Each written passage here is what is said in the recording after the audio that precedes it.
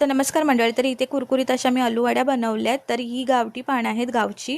तर माझे दीर आणि जावबाई सकाळीच गावावरून आले आणि त्यांनी ही आलूची पानं आणलेत। माझ्या सासूबाईंनी बघा कसं मस्त असं पॅकिंग करून दिले। आमच्या घराच्या समोर अशी भरपूर पानं लावले सासूबाईंनी आणि ह्या पानांनी ना घशाला खसखस वगैरे लागत नाही आणि ह्याचा केसही काढावा लागत नाही। त्यांनी लाटण्याने प्रेस केलं ना तर होऊन जातं, कारण अजून ही कोवळी पानं आहे छोटी छोटी आणि मी ह्याच्यातलं एकही पान वेस्टेज न घालवता सगळी जेवढी बसतील तशी मी छोटी छोटी पानं त्याच्यामध्ये ॲडजस्ट करून छोटे छोटे असे 3 रोल बनवून घेतलेत।